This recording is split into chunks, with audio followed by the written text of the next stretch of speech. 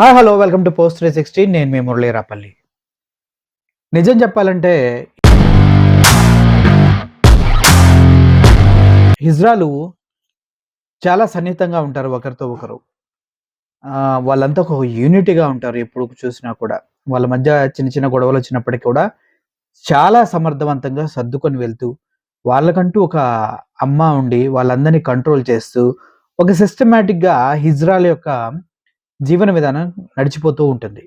అయితే ఇప్పుడు నెల్లూరులో ఒక హిజ్రా హాసిని అనే ఒక హిజ్రా వయసు కూడా ఎంతో కాదు, ఒక 30 ఇయర్స్ ఉంటాయి తన్ని. తన్ని దారుణాతి దారుణంగా నరికి చంపారు గుర్తు తెలియని వ్యక్తులు అంటూ ఉన్నారు. అసలు ఈ హాసిని అంటే ఇంత చిన్న వయసు 30 ఇయర్స్ వయసులోనే తను బాగా సంపాదించిందని, తనకి ఇటు ఆంధ్రప్రదేశ్‌లోనే కాకుండా ఉభయ గోదావరి జిల్లాల్లోనూ, అటు తమిళనాడులోను, కర్ణాటకలోను చాలా మందికి ఆవిడ ఒక హెడ్‌గా ఉన్నారని తెలుస్తుంది. దీని కింద దగ్గర దగ్గర 12,000 మంది హిజ్రాలు ఈమె నాయకత్వంలో పనిచేస్తున్నట్టు తెలుస్తుంది. అయితే తినను ఘోరాతి ఘోరంగా నెల్లూరులో ఉన్నటువంటి టొపాల్‌తో దగ్గర నరికి చంపేయటం జరిగింది. అసలు ఎందుకు ఇటువంటి సిట్యుయేషన్ ఏర్పడింది అంటే వారిలో వారికున్న గొడవలని కొంతమంది అంటూ ఉన్నారు. కానీ ఎంతో సిస్టమాటిక్‌గా ఉండే వీళ్ళ మధ్యలో గొడవలు రావడానికి కారణం ఏంటి అంటే చాలా చాలా కారణాలైతే తెలుస్తూ ఉన్నాయి. వీళ్ళు ఎప్పుడైతే ఈ హిజ్రాలు ఉన్నారో వాళ్ళు గౌరవపదంగా ఎలా బ్రతుకుతారనేది ప్రతి ఒక్కరికి తెలుసు. బట్ వాళ్ళ మెయిన్ వృత్తి ఏంటంటే ట్రైన్స్‌లో ఎక్కడైనా కూడా డబ్బులు యాచిస్తూ వాళ్ళ జీవన విధానాన్ని సాగిస్తూ ఉంటారు. కొంతమంది కష్టపడి పనిచేసే వాళ్ళు కూడా ఉంటారు. అది ఇది అమ్ముకొని కొంచెం పనులు చేసుకొని చేసేవాళ్ళు కూడా ఉంటారు. బట్ ఎప్పుడైతే ఈ ట్రైన్స్‌లో వెళ్ళి వాళ్ళు యాచిస్తూ ఉన్నారో ఆ టైంలో ఎవరైనా డబ్బులు ఇవ్వకపోతే చాలా చాలా అసభ్యంగా బిహేవ్ చేసేవారు అంటూ నంబర్ ఆఫ్ కేసెస్ రావటం జరిగింది. దానిపైన కూడా రైల్వే డిపార్ట్‌మెంట్ తగు చర్యలు తీసుకోవడం వల్ల అది కూడా ఇప్పుడు తగ్గింది. కానీ వీళ్ళ మెయిన్ టార్గెట్ ఏంటంటే ట్రైన్‌లో వెళ్ళినప్పుడు భిక్షాటన చేయటం, డబ్బులు అడుక్కోవటం. ఎవరైనా ఇస్తే ఓకే, ఇవ్వకపోతే తిట్టుకుంటానో, కొట్టుకుంటానో వాళ్ళ మార్గాన వాళ్ళు వెళ్ళిపోతారు గానీ, ఇప్పుడు పెద్ద ప్రాబ్లమ్ చేయట్లేదు. బట్ ఇందుట్లోనే వాళ్ళ మధ్యలో గొడవలొచ్చేసాయనేసి ఇక్కడి నుంచి ఇక్కడికెళ్ళే ట్రైన్స్ అన్నిటిని వాళ్ళు షేర్ చేసుకుంటారు. మేము ఇక్కడి నుంచి ఇక్కడి వరకు వస్తాం. నువ్వు ఇక్కడి నుంచి ఇక్కడి దాకా రావాలి. ఈరోజు డ్యూటీ ఈళ్ళకే ఉంటుంది. ఈరోజు డ్యూటీ వాళ్ళకే ఉంటుందని ఇలా సిస్టమాటిక్‌గా వాళ్ళు ప్లాన్ చేసుకుంటారు. ఆ ప్లానింగ్‌లోనే వాళ్ళకి చాలా ప్రాబ్లమ్స్ వచ్చినాయని తెలుస్తుంది.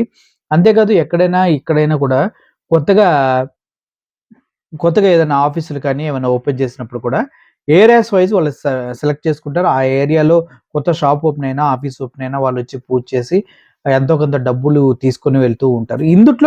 ఇందుట్లోనే చాలా రకాలైనటువంటి ప్రాబ్లమ్స్ వస్తున్నాయి. వాళ్ళు షేరింగ్‌లు కానీ, ఏరియా షేరింగ్ విషయంలో కానీ, డబ్బులు షేరింగ్‌ల విషయంలో కానీ ప్రాబ్లమ్స్ వస్తూ ఉండటం వల్లే ఈ హత్య జరిగిందా అన్నట్టుగా తెలుస్తూ ఉంది. ఎందుకంటే నెల్లూరు టూ టౌన్ పోలీస్ స్టేషన్‌లో గతంలో ఎవరైతే ఇప్పుడు హాసిని ఉన్నారో తనకి కొంతమంది వ్యతిరేకంగా గొడవ జరిగితే అక్కడ చిన్న సెటిల్మెంట్ అయినట్టు కూడా తెలుస్తూ ఉంది.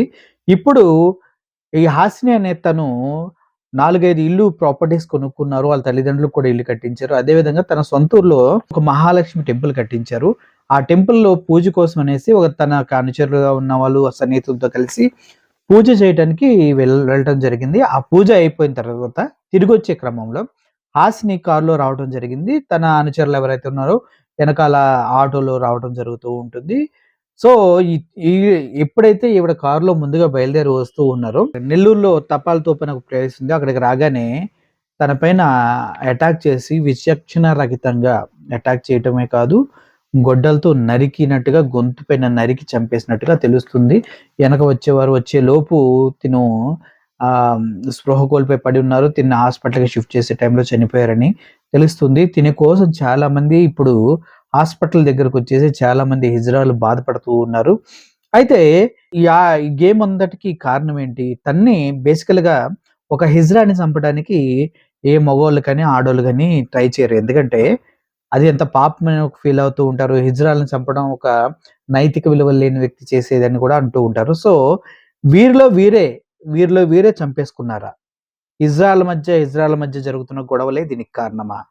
అని అడుగుతూ ఉంటే అక్కడ చెప్తున్న హిజ్రాల్ ఏం చెప్తున్నాడంటే, మేము కొట్టుకుంటాం, కలిసిపోతాం, ఏముంది అందరం మేమంతా కొజ్జే వాళ్ళమే కదా! మాకేముంది అంటూ ఉన్నారు. కానీ అందరూ అలా ఉంటారని మనం చెప్పలేం కదా! ఇంత పగబట్టి తనను చంపడానికి కారణం తన ఎదుగుదల, తను బాగా సంపాదించుకుంటుంది. 12,000 మంది ఇజ్రాయెల్‌కి వివిధ రాష్ట్రాల్లో నాయకత్వం వహిస్తూ ఉంది. సో, అటువంటి వ్యక్తిని చంపాలని ఎవరికో కుళ్ళు పుట్టి, కక్ష పుట్టి చంపేశారనేసి మాత్రం తెలుస్తూ ఉంది.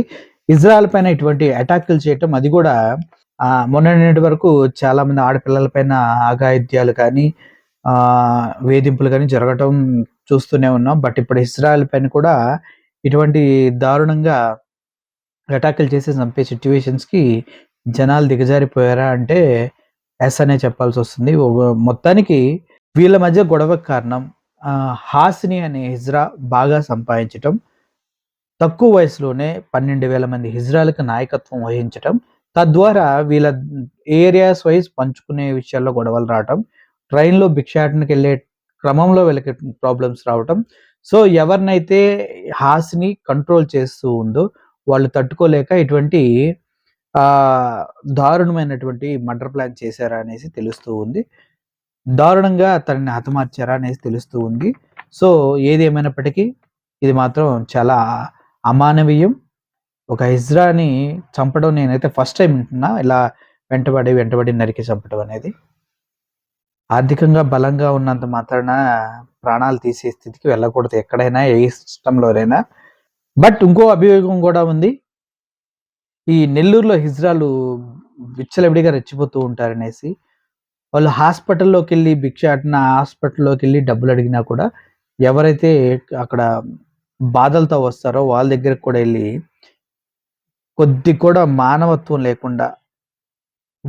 లేకుండా భయపెట్టేసి వాళ్ళ దగ్గర డబ్బులన్నీ కూడా తీసేసుకుంటారని. అదేవిధంగా రైల్వే స్టేషన్‌లో అలా మొన్న నెల్లూరులో వీళ్ళంతా హిజ్రాలంతా చాలా మంది కలిసొచ్చి ఒకరింటి దగ్గర రారా, అద్రా, ఇదే అని తిడతాం, గొడవ చేయటం, రోడ్లన్నీ బ్లాక్ చేయటం కూడా జరిగింది. సో, ఓవరాల్‌గా చూసుకుంటే నెల్లూరులో ఉన్నటువంటి హిజ్రాలు అధికారం కోసం పాకులాడుతూ డబ్బు సంపాదించాలన్న ఒక ఆలోచనలో వారికున్న లిమిట్స్, వాళ్ళు మానవత్వాన్ని కూడా మర్చిపోయారని చెప్పడానికి ఇదొక మంచి ఉదాహరణ. ఏదేమైనప్పటికీ ఇజ్రాయెల్ ఇప్పటివరకు ఇటువంటి మారణ హోమాలు ఎప్పుడైతే చేయలేదు. ఇట్లాంటి మారణకాండాలైతే ఎప్పుడు చేయలేదు. ఫర్ ద ఫస్ట్ టైమ్ ఇటువంటి చేసి మన దృష్టికి రావడం కూడా చాలా శోచనీయం. దీనిపైన వాళ్ళ సంఘాలు ఎటువంటి నిర్ణయాలు తీసుకుంటారు, పోలీస్ డిపార్ట్మెంట్ ఎటువంటి నిర్ణయాలు తీసుకుంటారు, నిందితులకి ఎటువంటి శిక్షలేస్తారనేది మనం చూద్దాం రాబోయే కాలంలో. మనం వెరీ సూన్ చూడబోతున్నాం.